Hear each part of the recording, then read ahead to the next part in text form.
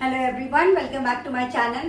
तो आज की वीडियो में हम सीखेंगे कुछ इडियम्स या आप इडियम्स बोलें और इन्हें फ्रेजेस भी कहा जाता है। पहली बात इन्हें यूज किया जाता है, जैसे हम मुहावरे में अपनी बात को बहुत ही इफेक्टिव तरीके से बोलने के लिए कुछ मुहावरे यूज करते हैं। ऐसे ही इंग्लिश में भी हम अपने स्पीकिंग को अट्रैक्टिव और इफेक्टिव बनाने के लिए, यानी कि अदर लोगों को इम्प्रेस करने के लिए हम क्या कर सकते हैं, कुछ इडियम्स फ्रेजेस यूज कर सकते हैं। तो इसीलिए हम सीखेंगे इनको और अपनी स्पीकिंग को बनाएंगे और भी अट्रैक्टिव। सो सबसे पहला जो हम सीखने जा रहे हैं that is all of a sudden. All of a sudden, इसका क्या मतलब होता है? इसका मतलब होता है सडनली, यानी कि अचानक से। इसका क्या मतलब होता है? अचानक से।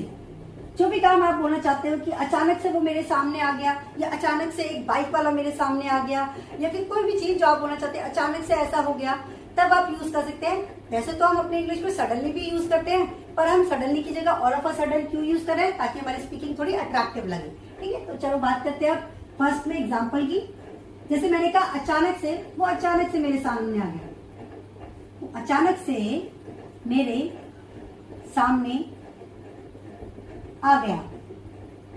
तो ये सेंटेंस है पास्ट इंडेफिनिट का। ठीक है, तो सबसे पहले मैं अचानक लिख दूंगी ऑल ऑफ अ सडन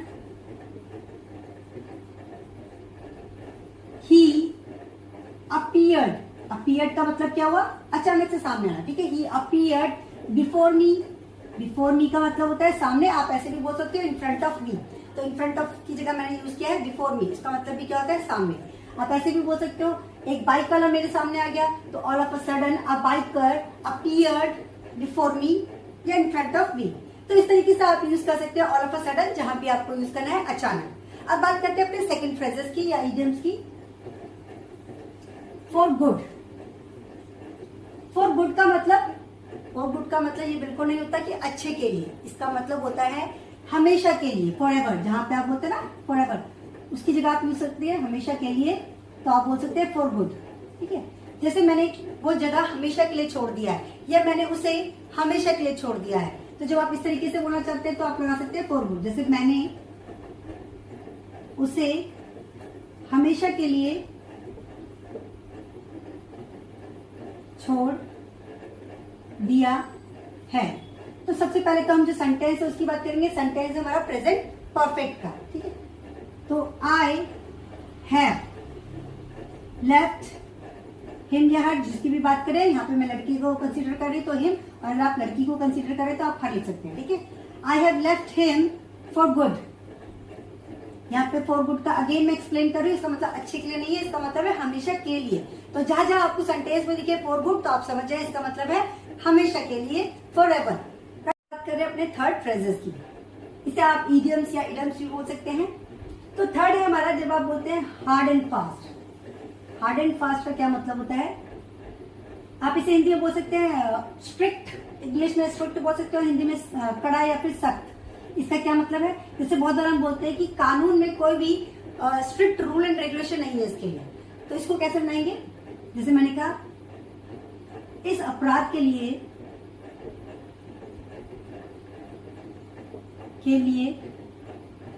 कोई सख्त या कड़ा भी बोल सकते हैं, सख्त रूल रेगुलेशन नहीं है, रूल्स नहीं है। ठीक है, तो बात करते हैं सबसे पहले इसकी। इस अपराध के लिए कोई सख्त रूल रेगुलेशन नहीं है, तो there is no hard and fast. ठीक है, हार्ड एंड फास्ट का मतलब strict, hard and fast rule for this crime. ठीक है, या आप सिंपली भी यूज कर सकते हैं, जैसे कोई सख्त कानून नहीं है, there is no hard and fast rule for this. तो इस तरीके से हमने बात करी हार्ड एंड फास्ट। अब बात करते हैं अपने फोर्थ वन की। जैसे मैंने कहा hard nut to crack. Hard nut to crack का मतलब होता है जैसे कि अगर आप कोई नट को, यानी कि किसी भी नट को तोड़े, तो उसको तोड़ने में आपको बहुत मेहनत लगती है, राइट? तो इसी तरीके से आप किसी काम को कंपेयर करके बोल रहे हैं कि इस काम को करना बहुत मुश्किल है।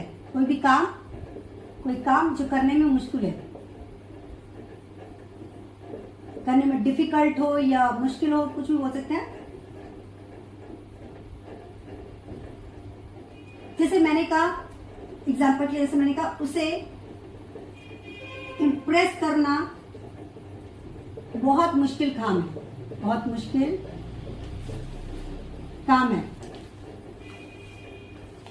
तो इस सेंटेंस को हम इस तरीके से बोल सकते हैं, इम्प्रेसिंग हिम। इम्प्रेसिंग मतलब उसको इम्प्रेस करना। इम्प्रेसिंग हिम और हर, जो भी बोलना चाहते हैं, her is a hard nut to crack.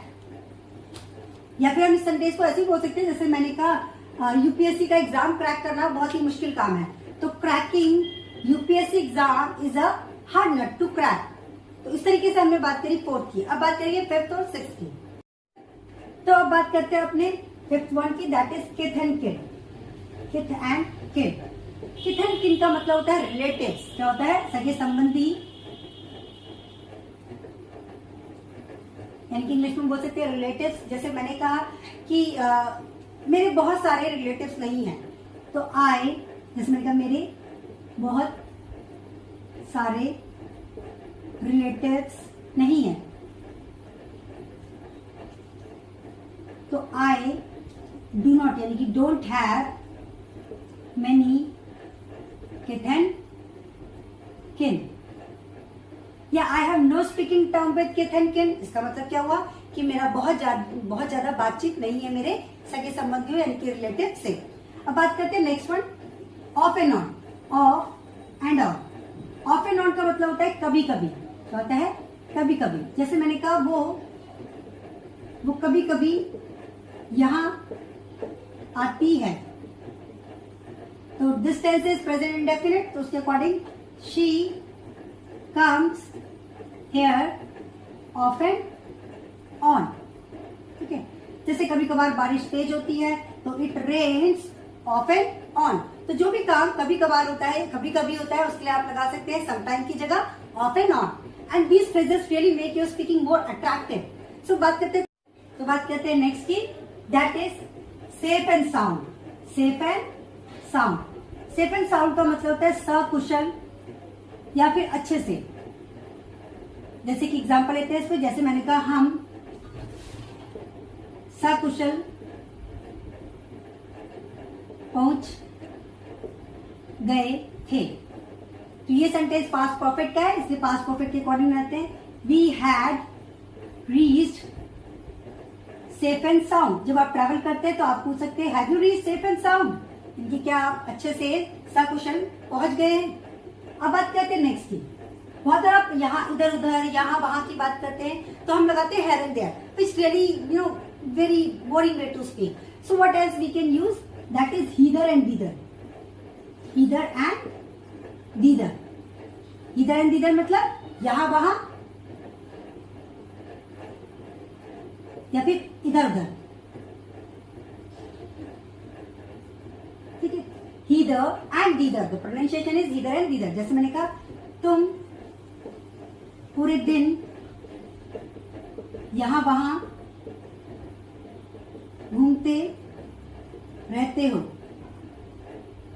इस टेंस का जो लॉजिक है वो मैं ऑलरेडी अपनी वीडियो में बता चुकी हूँ, तो अगर आप में से कोई भी न्यू है, डू वॉच द वीडियो, ताकि आपको बहुत सारी नई नई चीजें सीखने को वहां पे मिलेंगी। तो तुम पूरे दिन वहां घूमते रहते हो, यू कीप ऑन। घूमना मतलब रोम में लगाएंगे हम आएंगे, यू कीप ऑन रोमिंग, यहाँ वहां यानी कि हिदर एंड दिदर। और पूरे दिन के लिए आप लगा सकते हैं होल डे, एंटायर डे या अराउंड द क्लॉक। ये भी मैं अपनी वीडियोस में एक्सप्लेन कर चुकी हूँ। जो भी नए हैं, डू वॉच द वीडियोस, ताकि आपको बहुत अच्छी अच्छी चीजें वहां पे सीखने को मिलेंगी।